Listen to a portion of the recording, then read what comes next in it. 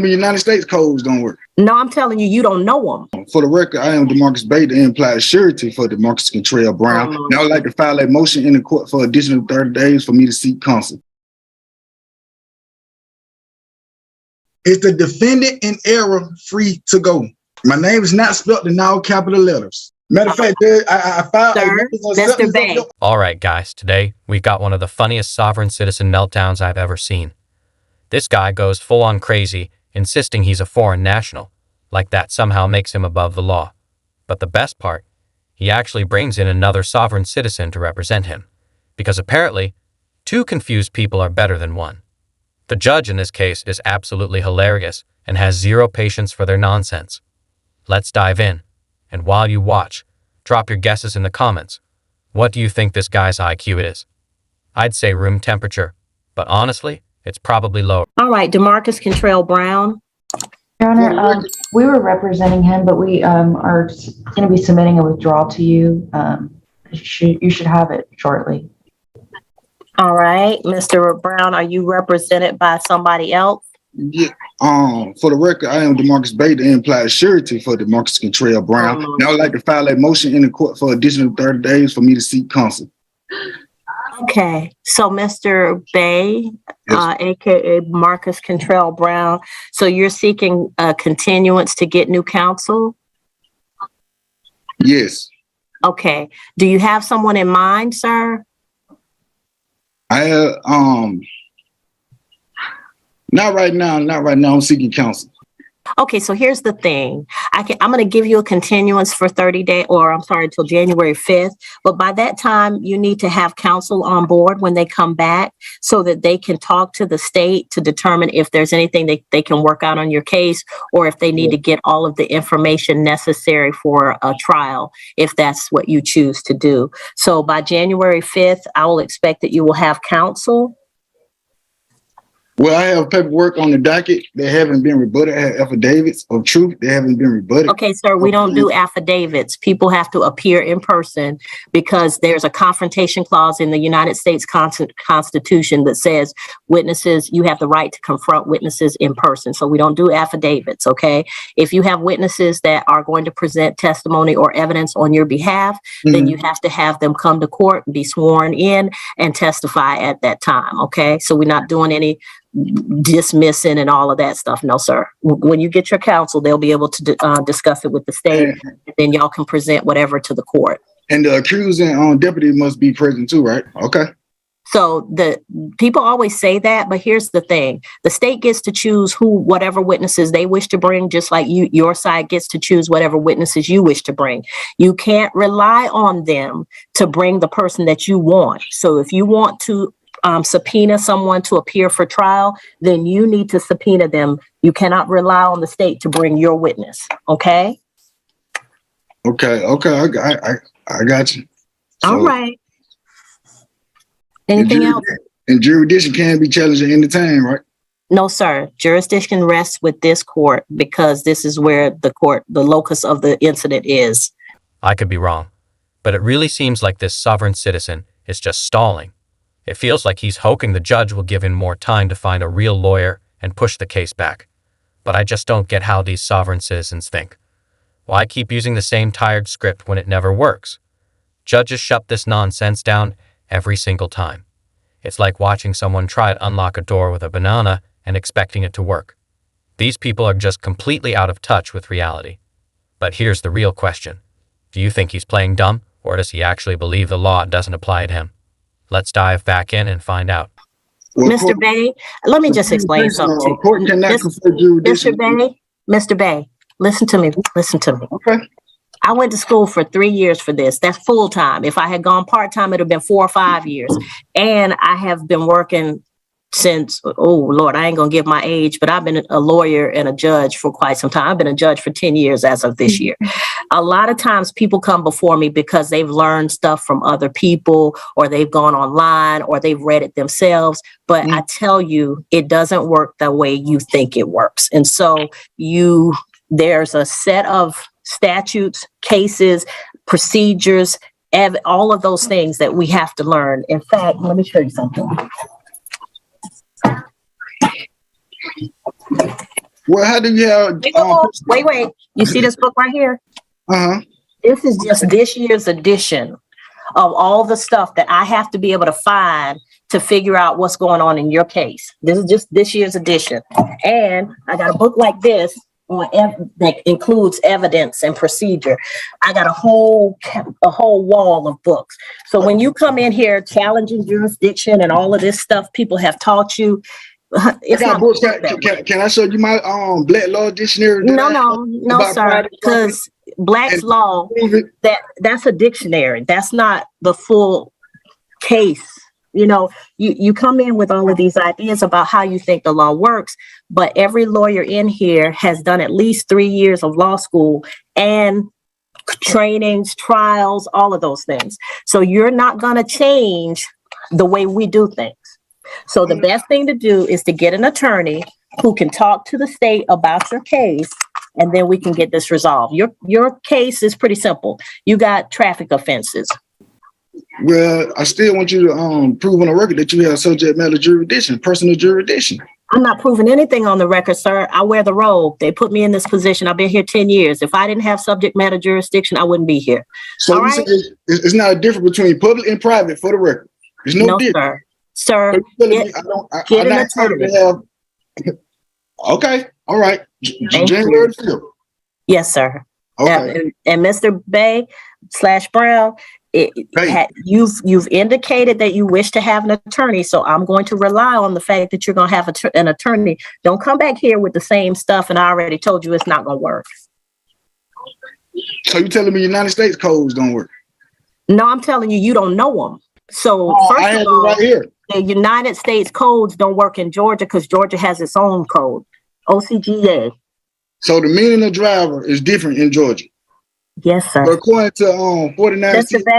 Mr. Bay, I'm not doing this with you. Get an attorney. Okay. Thank you, sir. You're free to go. We'll see you on January 5th at 11 a.m. All right. Before we jump into the most heated part of this case, consider this your warning. You might lose a few brain cells watching this. I know I already have just from the first few minutes. But in all seriousness, let's get into it because this sovereign citizen actually brought along his sovereign citizen buddy, claiming he's an attorney general. Fun fact, that's illegal if he's practicing law without a license. You can't just wake up one day and decide you're a lawyer, but apparently, in sovereign citizen world, that's how it works. Let me know your thoughts while we watch. Let's dive in. So, DeMarcus Contrell Brown. I have interest in that matter. Is the defendant in error free to go? Is the who, what? Is the defendant in error free to go? No. Well, let the record show the defendant in error is ordered to stay and participate. Okay, who is the defendant in error? That's a new one for me. The all cap name is trust that I am a beneficiary of. My name is not spelled in all capital letters. I have a court order decree saying that. Okay, Mr. Bay. Mr. Bay, do you have an attorney representing you, sir? Attorney General.